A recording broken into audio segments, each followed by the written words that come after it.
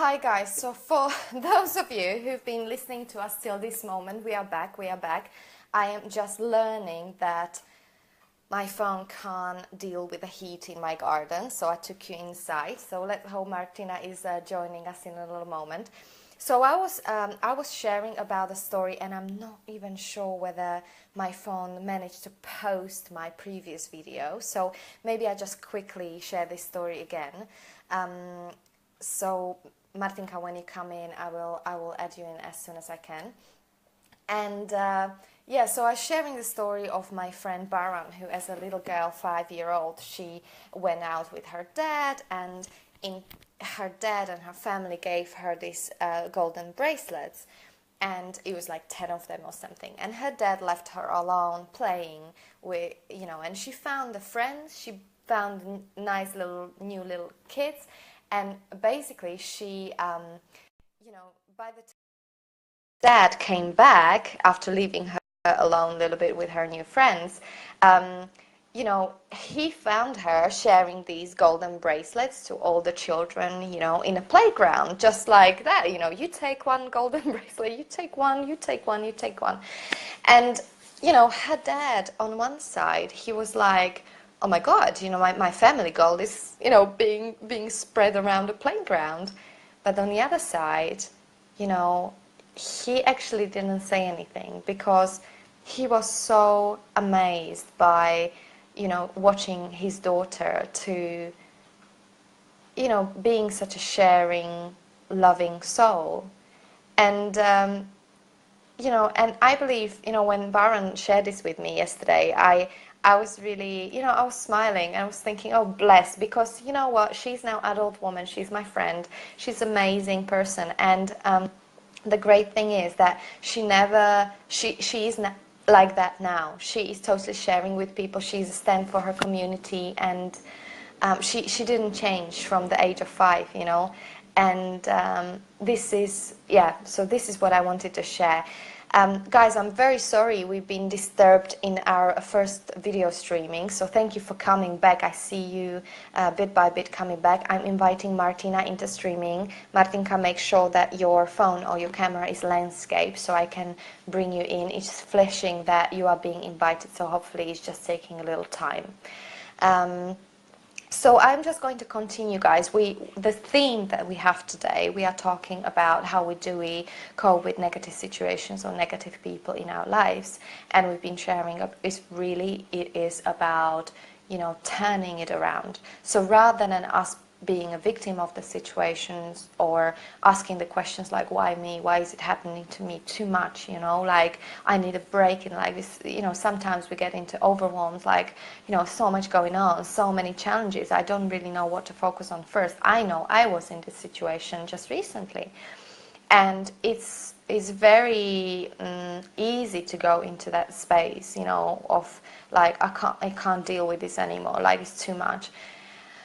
What I'm learning is, important thing is to pause and to look at what is the learning, what is in there for me, what can I, learn, why is this happening in my life? There is a really good reason, and I bet you anything, guys, whatever you are dealing with, and I would love to hear from you, whatever you're dealing with in life, whether it's now or in the past, it really is serving us as a learning lesson. So, 2 strategies, coping strategies I'm learning to use is pause and ask myself questions that are serving me better. Something like, I wonder, like, why is this happening in my life? What is there for me to learn? And I just open it up there, and I open myself to receive those answers. And then and then reaching out to people if I feel like they can be a contribution to my life. And I regularly do this with my friends like Tony, who is my healer, or or my coach. I also have a coach. It's not only that I'm coaching, I also have a coach, because all the successful people, like really successful people and people who are up to something and who really want to live the life they love, we can do it on our own, but it's so much easier, and we progress so much faster when we do actually have a coach. I'm a big fan of personal development and, us growing together. So I promised you example, and I want to share with you while Martinka is joining. Martinka, you're still, honey, showing us as joining to this live stream. So fingers crossed you will be on soon. In the meantime, please comment and let me know how you're doing down there. So I want to share with you one of, I've got so many examples, but maybe I share with you quite a very big, challenging situation for me. It happened many years ago now, maybe it's even 6 years ago, and I'm not going to obviously give you names. However, it was very challenging for me, very scary, very traumatic.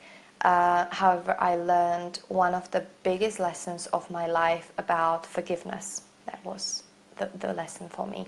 And basically what happened is that there was someone in my family that I didn't speak for 10 years with, and I justified for 10 years that it is a very good reason why I'm not talking to them, and just protect myself and protect my family. And after 10 years I reached out, and I received very, very powerful coaching. It was in front of 350 people when I was crying my eyes out. But thanks to that, I had within an hour with the coach and the work he done with me, it was David Ure in Landmark Worldwide. For the first time, I've been able to see this person from my family from completely different angle and different perspective. And that really moved me. So towards the end of this coaching, I started really crying, being moved about unexpectedly, completely unexpectedly, about love, amazing space of unconditional love I have towards this person in my family. And I chose to give him a call after 10 years, and it was very, very scary, very scary. It was probably one of the scariest things I ever done in my life, because I felt very threatened and, very scared to approach this person, even to hear his voice. So I was shaking for about 1.5 days, and then I picked up the phone, and the relief from what happened after that conversation was actually physically something dropped off my shoulders. Now, I was coming home to meet this person, and don't take me wrong guys, something has been released, but it's ongoing journey, and I was still very, very scared. So much so, I was my heart was going like this, even meeting this person in person. And then, I met him on Christmas, and then I came back home in Easter again. And what I want to share with you that, I believe that, we reconnected, okay? It wasn't perfect relationship. I was still wary and scared, because it doesn't happen overnight, especially when it's something like that strong. But what happened in Easter is that I came home, and at the time I was working, had a very responsible job for the government, and I had all sorts of stuff in my phone, in my phone, in my computer, all connected, and it was confidential documents. I had it protected, but my phone got missing. So when my phone got missing, I was in total panic, because not only my phone got missing, and I had no contact with the world, and I was supposed to do some work as well on my holidays, but also I knew one thing. I knew one thing, that I didn't lost the phone, and the phone got missing from my home. And guys, similar to what Martina was sharing in previous video, hopefully you will be able to see the first part. I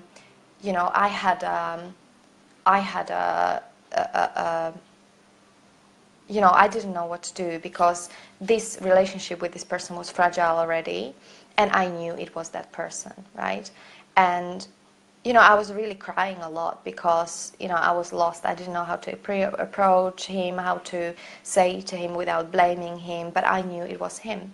And I was crying. I was really lost, and my mom was trying to help. And then his little daughter, the day after, she came, because I kind of, I didn't know how to deal with it or how to approach it. And, some things in life, actually, we just need to leave to universe, just kind of, there are some things that we cannot influence. Now, maybe I could have influenced that situation, but at that time, I really didn't know how. So what I did do, I just kind of,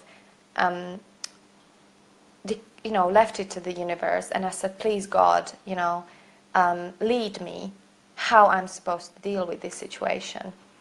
And surely enough, next day, his daughter, who was, I think she was about 5 years old at the time, she came up to me, and she whispered, and because this person blamed that daughter that she stole my phone when I said something. And she came and she was crying, and she said, trying to be loyal to her father, she said, with the guilt in her voice, like she's breaking a loyalty to her father, saying, I know where your phone is. And I put her on a knee and I spoke to her and I said, Zuzka, don't cry. It's okay. It's okay. I know you didn't steal the phone. I know you're a good girl. And I was, trying to comfort her. That was my priority in that moment. And then she whispered, saying, Daddy took the phone and he put it underneath the sofa in a place where he lived at the time. And so I acknowledged her and said, thank you so much for, being such a brave girl and, letting me know. And don't worry, everything is going to be okay. I will talk to Daddy. We will forgive it. That was priority at that time. But guys, after I finished the conversation with little girl, I knew that I need to go there and collect my phone and, meet this person. And I asked my sister for support, and literally I was holding her hand. I've got a sister who is 9 years older than me.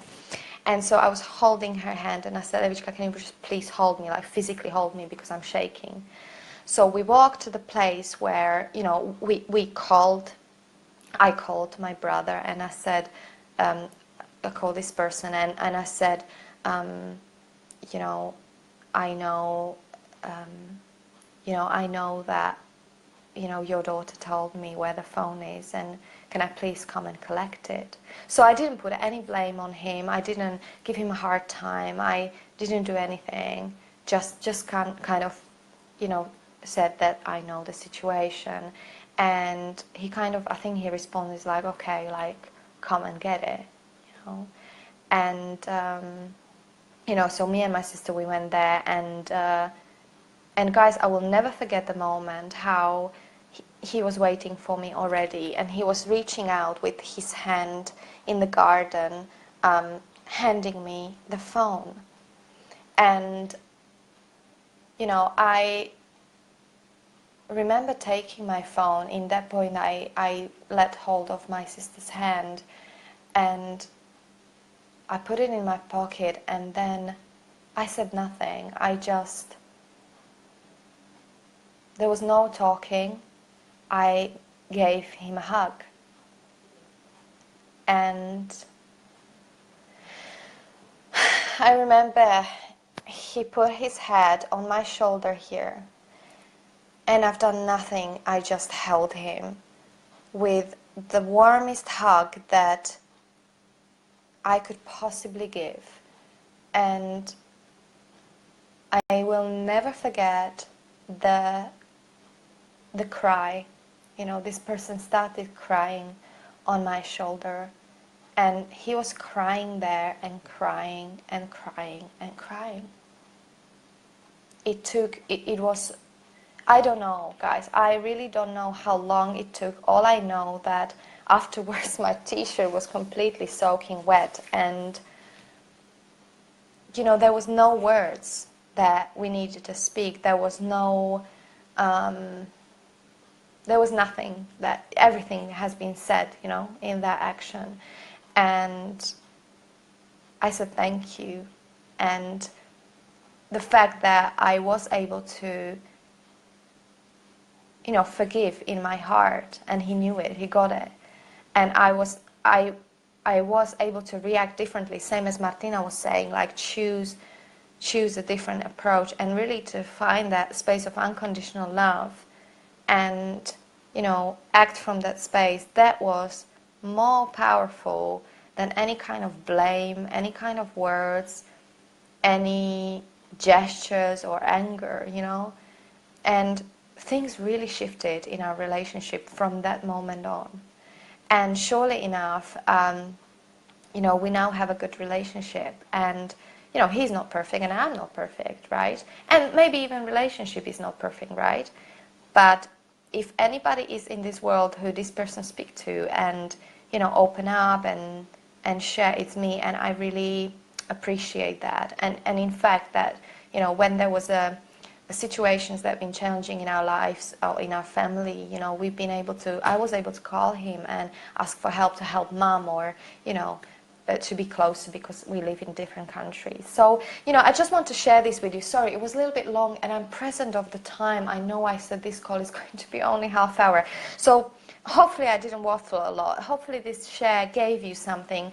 There is so much to share. There is so much I can offer you. I just wanted to give you a little glimpse of something that maybe was quite extreme, and I chose to act differently. And thanks to that, breaking the pattern, not being angry, just being, acting from the space of unconditional love, and from that space, like, what is there to learn? For me, it was having a profound experience of unconditional love.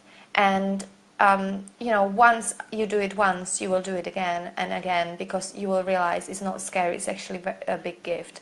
So I really, hopefully that this share gave you something. I would love to hear from you guys, your kind of victory over the past. How did you deal, or how you're dealing currently with challenging situations in your life? How, what's going on for you? If you're not feeling like sharing on a public space, I mean, we would love to, hear from you. But and if there is anything I can help you with, or Martina introduced herself. She's also an amazing woman. She supports women.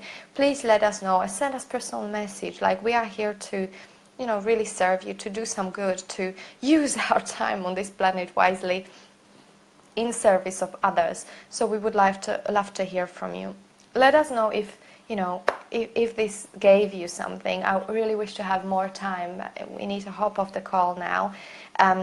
What I will say also is that, like every live streaming, we also have a little gift, a little present for you, and I'm going to give this present today. So what I'm offering is a complimentary ticket for